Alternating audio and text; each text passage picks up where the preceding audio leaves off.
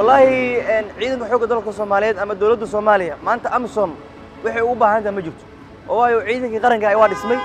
waagii AMISOM loo baahnaa hadda lama joogo waayo ciidanka hadda asaas ku filan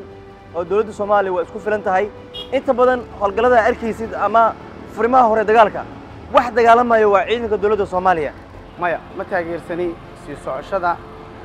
iyo inay Soomaaliya ku sii sugnaadaan ciidamada midowga Afrika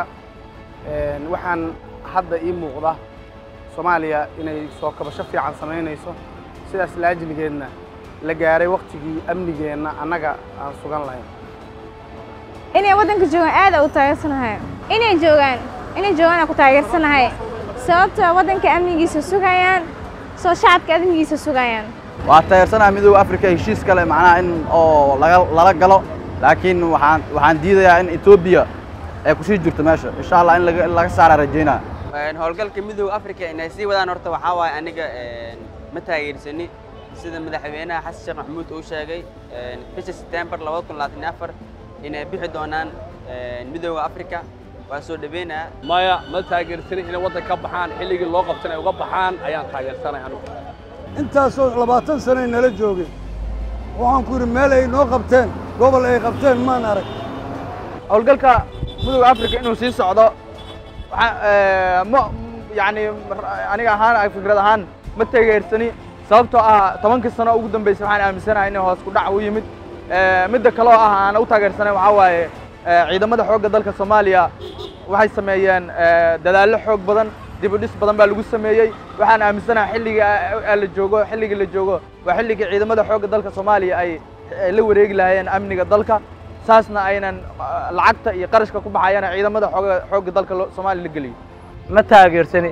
inta joogta waxaan ka jeclaa lahay hadii maxaa la yiraahdaa caqabadaha iyo culeysyada jiro ay Soomaalidu ay daboosho inay naga tagaan midowga Afrika inay Soomaaliya sii joogaan iyo inay muddada loo sii kordhiyo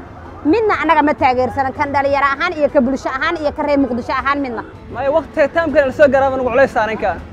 waqti ay soo gaareen ba abaan ugu culeysan waayo waxay noo qabtaan amniga noo sugin wax kale noo qaban waxay noo qaban shaaban culeysan markay wadoonika xatay mar wadoonika wanaga xiraan anaga bajadlay ana ma aniga kasta jamboota ka soo joogaan faylay galayaan boqol ba gaari la soo daba dhigaa wadoonika inaga xiraan qaribaad leen ugu jiraan marka waxaan dhihi lahay dawladda Soomaaliyeed ayakana naga ruqsayso ciidankayna Soomaaliyeed aan ugu filan ayaka mushaar fiican noo siiso ha noo dalacsiiso taas aan dhihi lahay aniga ciidanka midowga Afrika inay sii joogaan wadanka aad u taageersana sababtoo ah ciidanka midowga Afrika waxay wadanka ku joogaan nabad ilaalin kaliya ma ahan inay dagaalamaan nabad ilaalin waxay ilaaliyaan shacabka iyo dawladda kale ilaaliyaan maadaama 2024 amarayno si dhamaanaya sanadka maalin walba aniga inuu gaal korkeena oo cashuur oo ku cuno ama contracti oo ku cuno askariga AMISOM oo qaato $1,000 askariga ninka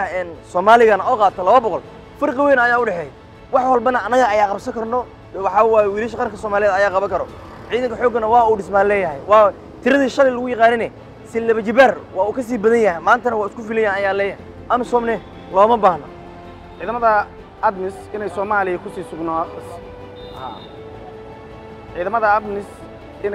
ku sii sugnaadaan 2024 waxaan ku diidanahay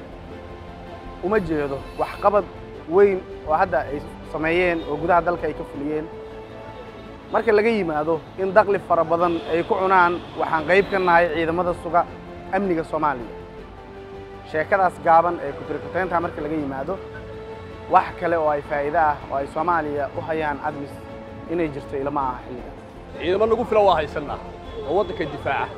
oo Soomaaliyeed oo wadanka u dhashay ciidamada AMISOM wax allaale waxay noo qabtaan ma jirto waxaan la gooyahayna ma qabtaan halkaan oo beberisha kaga cunaan ciidamada Soomaaliya maanta xiriyaha ku xareystan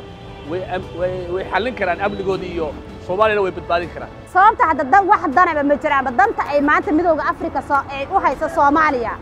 waxa noo qaban kara dhalinyarada reer Muqdisho reer Soomaaliya aan noo qaban karta ciidanka Soomaaliya hadii la tayeeyo oo la qabeeyo oo baahiyahooda gaarka la ogaado oo kooda dhintayna mushaarka loo sii wado kuwa naafadaana la ogaado way ku dhiiranayaan shacabka Soomaaliyeed inay ayagu amnigooda sugtaan cadawga iskala dagaalaan howlaha ay qabtaan midowga ADMIS ay qabatana annaga qabsan karna dhalinyaradeena qaban karna ciidankeena noo qaban kara waxa aan u yiri dhibaatooyinka iyo saamaynta maxaa la yiraahdaa shacabka haysato iyo dhibaatooyinka haysato iyo dhibaatada amisom lagu tilmaamayo waxa dhibaato badan midda Soomaalidu ay isku hayso